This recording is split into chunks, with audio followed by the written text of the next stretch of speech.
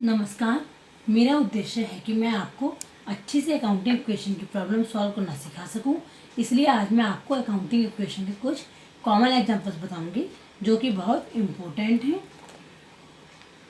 चलिए देखते हैं कि क्या है ये ट्रांजैक्शंस और इनका अकाउंटिंग इक्वेशन पर क्या और कैसे इफेक्ट पड़ता है। यहाँ मैंने कुछ इम्पोर्टेंट ट्रांजैक्शंस ली हैं जिन्हें अकाउंटिंग इक्वेशन में पोस्ट करेंगे। अकाउंटिंग इक्वेशन में assets and liability side, assets and equity side यानी कि लायबिलिटीज प्लस कैपिटल इक्वल होने चाहिए। तो चलिए इन ट्रांजैक्शन को करना शुरू करते हैं। फर्स्ट ट्रांजैक्शन है Anil commenced business with cash ₹50,000 and goods ₹30,000, यानी कि अनिल ने अपना व्यापार 50,000 रुपये कैश और 30,000 रुपये माल के साथ शुरू किया। तो इस ट्रांजैक्शन का इफेक्ट क्या होगा? 50,000 रुपये कैश के आए हैं और स्टॉक 30,000 रुपये से बढ़ गया है क्योंकि सामान लगाया है। सामान को हम क्या करके रखते हैं? स्टॉक करके रखते हैं, इसलिए सामान का इफेक्ट स्टॉक में पड़ेगा। तो सामान यानी कि स्टॉक 30,000 के बढ़ेंगे और कैश 50,000 की बढ़ेगी। टोटल कैपिटल क्योंकि बिजनेस में लगाया है, दोनों का इफेक्ट कैपिटल पे पड़ेगा। टोटल इफेक्ट 80,000 से इंक्रीज हो जाएगी। Second transaction boat refrigerator for personal use ₹5,000, अपने पर्सनल यूज़ के लिए फ्रिज 5,000 रुपये में ख़रीदा। ये अपने पर्सनल यूज़ के लिए ख़रीदा गया है यानी कि ड्राइंग्स हुई है। और रेफ्रिजरेटर कैश ख़रीदा गया है तो यानी कि 5,000 रुपीज़ कैश में डिक्रीज़ होंगे क्योंकि कैश ख़रीदा गया है और अपने पर्सनल यूज़ के लिए ख़रीदा गया है, तो इसका इफेक्ट पड़ेगा कैपिटल पर, यानी कि सीधे कैपिटल डिक्रीज हो जाएगी 5,000 से। न्यू इक्वेशन बना लेंगे, इन्हें ऐड कर लेंगे। थर्ड ट्रांजेक्शन हमारी है रेंट आउटस्टैंडिंग ₹100, सेल्स आउटस्टैंडिंग ₹1,000, यानी कि किराया और वेतन, किराया 100 रुपये और वेतन 1,000 रुपये देना बाकी है। रेंट एंड सैलरी हमारे एक्सपेंसेस होते हैं जो कि अभी देने बाकी हैं, आउटस्टैंडिंग है। तो इसका मतलब हमारी लायबिलिटी बढ़ रही है।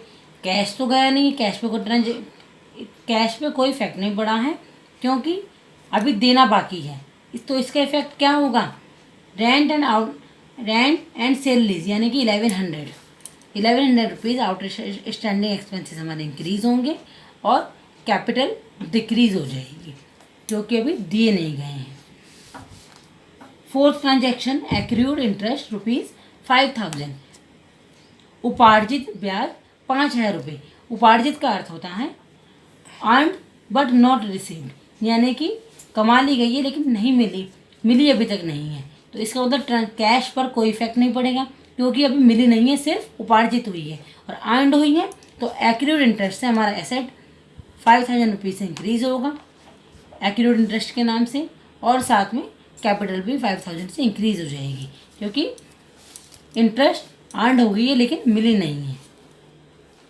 Fifth transaction purchase goods from Rohan on credit ₹1,00,000, Rohan से 1,00,000 रुपये का माल उधार खरीदा है। उधार में खरीदा है तो कैश पे कोई इफेक्ट नहीं पड़ेगा। तो ट्रांजेक्शन पर इसका क्या इफेक्ट होगा? इफेक्ट ये होगा 1,00,000 रुपये से हमारे स्टॉक बढ़ जाएंगे क्योंकि हमने माल खरीदा है, माल स्टॉक में रखते हैं, और उधार खरीदा है तो क्रेडिटर्स भी हमारे 1,00,000 से इंक्रीज हो जाएंगे। Six transaction goods return to Rohan costing ₹20,000, Rohan को 20,000 रुपये का माल लौटा दिया गया। ऊपर के ट्रांजेक्शन में था कि 1,00,000 रुपये का 1,00,000 रुपये का सामान रोहन से उधार खरीदा है, यहाँ पर 20,000 रुपये का सामान हम लौटा रहे हैं। जब से माल लौटा रहे हैं तो इसका मतलब हमारा स्टॉक कम हो जाएगा 20,000 रुपीज़ से क्योंकि हमने स्टॉक लौटा दिया है। तो 20,000 से स्टॉक को डिक्रीज करेंगे। हमने माल उधार खरीदा था यानी कि हमारे क्रेडिटर्स भी कम हो जाएंगे। 20,000 स्टॉक हमने कम किया है तो 20,000 से हमारे क्रेडिटर्स भी कम हो जाएंगे। अब इन्हें ऐड कर लेंगे। Cash 45,000, stock 1,10,000, accrued interest 5,000, creditors 80,000, outstanding expenses 1,100, capital 78,900 रह गए हैं। दोनों साइड का टोटल कर लेंगे। एसेट साइड का टोटल करने पर 1,60,000 एंड लाइबिलिटी साइड को ऐड करने पर, इक्विटी साइड को ऐड करने पर ये भी 1,60,000, दोनों इक्वल हैं। इसका मतलब अकाउंटिंग इक्वेशन मैच हो चुकी है। कुछ ट्रांजेक्शन्स और ले लेते हैं इन्हें अच्छी तरह से समझने के लिए। चलिए इन्हें भी देख लेते हैं। यहाँ फर्स्ट ट्रांजेक्शन है, Sunil commenced business with cash ₹80,000, cheque ₹1,00,000, goods ₹20,000 and furniture ₹20,000।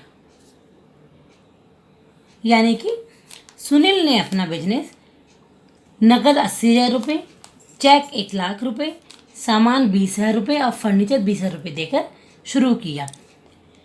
Check जो लगाया है तो चेक की ट्रांजैक्शन हम बैंक से दिखाते हैं, क्योंकि चेक दिया गया है तो बैंक से ट्रांजैक्शन होगी। तो यहाँ पर देखते हैं कि इक्वेशन पर इसका क्या इफेक्ट होगा। कैश 80,000 से इंक्रीज होगा क्योंकि वो कैश लाया है बिजनेस में। चेक दिया उसने 1,00,000 रुपये का, तो बैंक हमारे 1,00,000 रुपये से इंक्रीज हो जाएंगे। गुड्स, सामान 20,000 रुपये का लगाया है। गुड्स हम स्टॉक में रखते हैं क्योंकि माल को स्टॉक करके रखा जाता है, तो 20,000 का स्टॉक इंक्रीज होगा। और फर्नीचर भी उसने लगाया हुआ है 20,000 से, 20,000 रुपीज़ से फर्नीचर भी इंक्रीज होगा। टोटल कैपिटल हमारी हो जाएगी 2,20,000। टोटल कैपिटल 2,20,000 से इंक्रीज कर देंगे। Second transaction, purchase goods from Manoj on credit ₹25,000। Manoj से उधार माल 25,000 रुपये का खरीदा। यहाँ भी उधार ट्रांजेक्शन की है, यानी कि कैश पर कोई इफेक्ट नहीं पड़ेगा, तो इसका इफेक्ट इस तरह से पड़ेगा। 25,000 से हमारे स्टॉक इंक्रीज होंगे और साथ में क्रेडिटर्स 25,000 से इंक्रीज हो जाएंगे क्योंकि क्रेडिट ट्रांजेक्शन हुई है।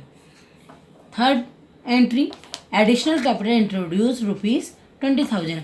उसने व्यापार में, सुनील ने व्यापार में अतिरिक्त पूंजी लगाई, यानी कि वो कैपिटल और भी एडिशनल कैपिटल लगा रहा है। जब एडिशनल कैपिटल लगा रहा है तो कैश 20,000 से इंक्रीज होगा और कैपिटल भी 20,000 से इंक्रीज हो जाएगी। Fourth transaction, sold goods costing ₹10,000 to Mohan for cash ₹14,000। यानी कि 10,000 रुपये लागत का माल मोहन को 14,000 रुपये में नकद बेचा गया है। अब यहाँ पर क्या इफेक्ट पड़ेगा इसका, 10,000 कॉस्ट की स्टॉक है तो 10,000 से स्टॉक हमारा डिक्रीज होगा क्योंकि हम माल बेच रहे हैं। 10,000 का स्टॉक 14,000 में बिका है तो हमें कितने का प्रॉफिट हुआ, 4,000 का प्रॉफिट, जिससे कि कैपिटल इंक्रीज हो गई है। और कैश पर क्या इफेक्ट पड़ेगा इसका, 10,000 का माल 14,000 में बिका है तो हमें कैश मिला है 14,000 का, यानी कि कैश 14,000 से इंक्रीज हो गई है। Last and fifth transaction, paid to creditor यानी कि मनोज ₹22,500 इन फुल सेटलमेंट। यहाँ बताया गया है, हमने जो मनोज से ट्रांजेक्शन की थी उसके बारे में बता रहे हैं क्योंकि यहाँ पर डिफाइन है मनोज का नाम। तो ये बोल रहे हैं कि मनोज से पेड टू क्रेडिटर, मनोज को हमने 22,500 रुपये फुल सेटलमेंट में दिए हैं। फुल सेटलमेंट का यानी कि मतलब है यहाँ पे डिस्काउंट मिली है हमें। फुल सेटलमेंट का मतलब होता है परचेजर एंड क्रेडिटर के बीच में, परचेजर एंड सेलर के बीच में आपस में समझौता होना। देख लेते हैं किस तरह से फुल सेटलमेंट की गई है। मनोज को 25,000 रुपये का माल उधार बेचा गया था और हमने मनोज को 22,500 रुपये दिए हैं पेमेंट में, यानी कि बाकी के जो 2,500 रुपये हैं वो हमें डिस्काउंट मिला है। देख लेते हैं ट्रांजेक्शन पर क्या इफेक्ट पड़ेगा इसका। मनोज को 22,500 रुपये पे किए गए हैं, यानी कि कैश हमारे 22,500 रुपये से डिक्रीज हो गई है और मनोज को 25,000 रुपये पे करने थे। मनोज हमारा क्रेडिटर था 25,000 रुपये से, मनोज को पे कर दिया गया है तो इसका मतलब हमारे क्रेडिटर 25,000 से डिक्रीज हो गए हैं। हमने फुल सेटलमेंट में 25,000 की जगह 22,500 रुपीज़ दिए हैं, यानी कि हमें 2,500 रुपये की छूट मिली है। जब 2,500 का डिस्काउंट मिला है तो डिस्काउंट मिलने पर ये प्रॉफिट कहलाएगा और प्रॉफिट हमारे कैपिटल को इंक्रीज करेगा। सारी ट्रांजेक्शन हो चुकी हैं, इनके इफेक्ट भी समझ में आ गए हैं, तो अब इन्हें टोटल कर लेते हैं। टोटल करने पर सिचुएशन के इस तरह से है, cash 91,500, bank 1,00,000, stock 35,000, furniture 20,000, creditors nil क्योंकि सब कम हो चुके, सारे के सारे पे हो चुके हैं। कैपिटल 2,46,500। अब दोनों साइड का टोटल करके देखते हैं। एसेट साइड का टोटल है 2,46,500 एंड इक्विटी साइड यानी कि लायबिलिटीज प्लस कैपिटल भी 2,46,500 है, जो कि इक्वल है, यानी कि हमारी अकाउंटिंग इक्वेशन बिल्कुल सही है और सारी ट्रांजैक्शन भी हो चुकी हैं। आशा है कि अब आप ट्रांजैक्शंस को अकाउंटिंग इक्वेशन में ठीक से पोस्ट करना सीख गए होंगे। कोई भी क्वेरी हो तो आप कमेंट बॉक्स में कमेंट कर सकते हैं और वीडियो को लाइक, शेयर एंड सब्सक्राइब करना ना भूलें और बेल आइकन को जरूर क्लिक करें ताकि सारी नोटिफिकेशंस आपके पास आती रहें। धन्यवाद।